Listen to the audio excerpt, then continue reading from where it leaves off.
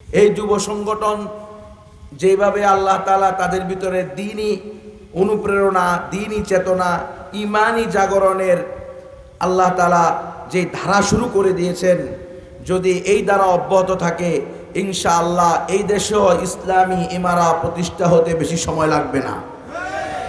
এজন্য আমরা যুবকদেরকে অন্তর থেকে ভালোবাসি, মহাব্বত করি, এই যুবকদের সাথে দিই, সঙ্গ দিই, তাদেরকে পরামর্শ দিই, সহযোগিতা করি, এদের মন ভেঙে না দেই, এদের সাথে থাকি। আমাদের মুরব্বীদের দায়িত্ব, আমাদের মা বোনদেরও দায়িত্ব এই যুব সংগঠনকে সকল প্রকার সহযোগিতা দেওয়া, উৎসাহ দেওয়া, এরা যেন আরো বেশি বেশি দ্বীনের কাজ করতে পারে। কারণ আমরা যদি দ্বীনের কাজ না করি, দ্বীনি সম্মেলন না করি, তাহলে বদ্দীনের সাইলাব হবে, বদ্দীনের মজলিস হবে, সমাবেশ হবে, জলসা হবে, তো বদ্দীনই ছড়াবে। কারণ কোনো জিনিস খালি থাকে না। এই যে আমি এই চেয়ারে বসছি, এখন আমি এই জায়গা দখল করে আছি, আমি যদি এই চেয়ার থেকে উঠে যাই, এটা কি খালি থাকবে? বাতাস এসে এটা দখল করে নেবে। দখল করবে কি করবে না? গ্লাসে পানি রাখছেন, যতক্ষণ গ্লাসে পানি আছে, পানি এই গ্লাসের জায়গা দখল করে আছে, পানিটা ঢেলে দেন বা খেয়ে ফেলেন, এই গ্লাসটা খালি থাকবে না। অক্সিজেন এসে এটা কি করবে? দখল করে নেবে। ঠিক এমনিভাবে আপনি যদি আপনার নিজের উপরে, সমাজের উপরে, পরিবারের উপরে, সন্তানের উপরে আপনি যদি দ্বীনি মেহনত না করেন, ঈমানি মেহনত না করেন, তাহলে ঈমান এবং ইসলামের দুশ্মনেরা এর মোকাবেলায় বদ্দীনির মেহনত চালু রাখছে না রাখে নাই? অবশ্যই রাখছে।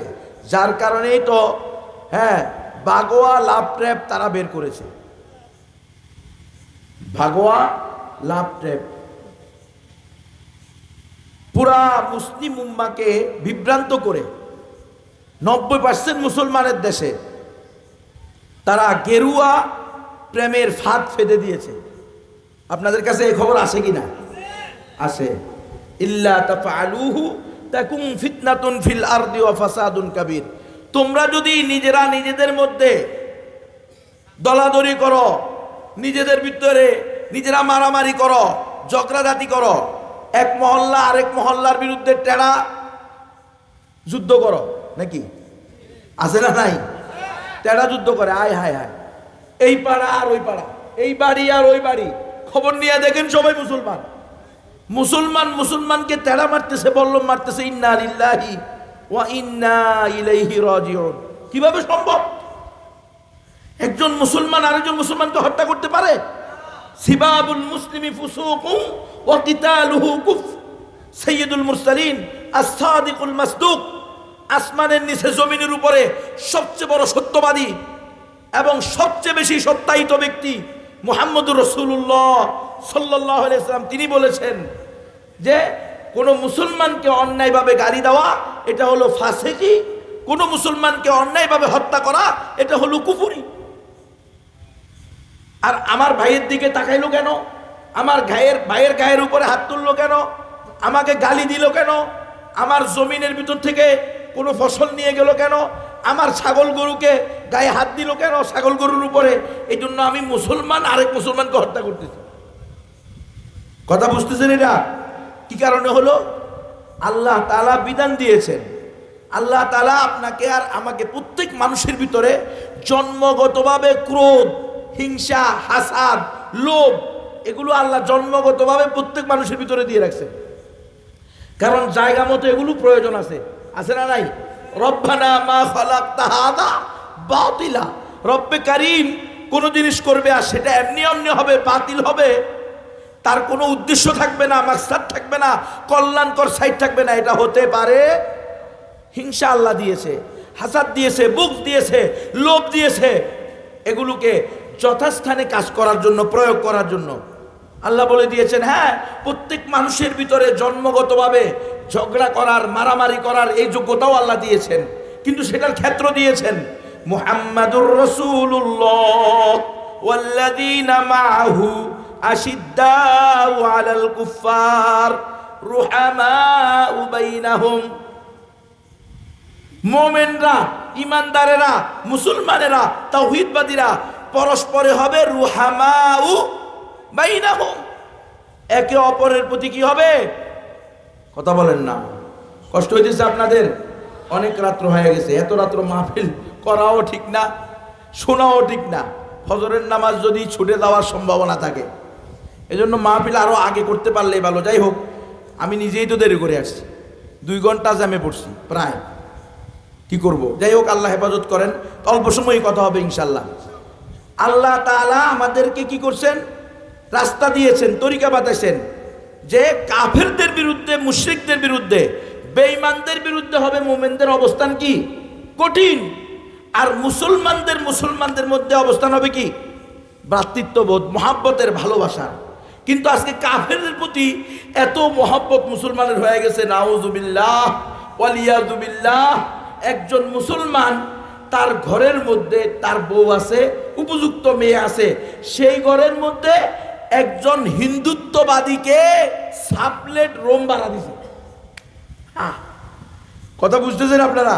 এই কিছুদিন আগে এটিএন নিউজ একটা সংবাদ ছাপেছে, আপনারা দেখছেন না? এটিএন নিউজকে বাধ্য করছে, কিন্তু ওই সংবাদ অলরেডি এখন আর নাই এটিএনের, ওটাকে উঠিয়ে দিছে। দেখেন হিন্দুত্ববাদীদের, মালুদের কত শক্তি, কত সাহস, কত হিম্মত, যে তারা 90% মুসলমানের দেশে একটা মুসলিম নারীর সম্ভ্রম 2 বছর পর্যন্ত হরণ করছে। 2 বছর পর্যন্ত অবৈধভাবে তাকে বিবাহের লোভ দেখিয়ে বিবাহ করবে বলে অবৈধ প্রেমের সম্পর্ক করে হিন্দু ছেলে তাকে কি করছে? ভোগ করছে। কয় বছর? এই পর্দালের মায়েরা ভালো করে শুনেন, খুব ভালো করে শুনে। আপনাকে কে বলল যে আপনার এই দুনিয়াতে দুনিয়ার সুখ শান্তি, দুনিয়ার টাকা পয়সা, দুনিয়ার আরামায়েশ, দুনিয়ার ভোগ বিলাসী আপনার উদ্দেশ্য? আমি তো আশ্চর্য হলাম, একটা হিন্দু ছেলের কাছে সাবলেট রুম ভাড়া দিতেছে। সাবলেট বুঝেন আপনারা? একই বাসার মধ্যে 2-3টা ফ্ল্যাট থাকে, একই ফ্ল্যাটে 2-3টা রুম থাকে না?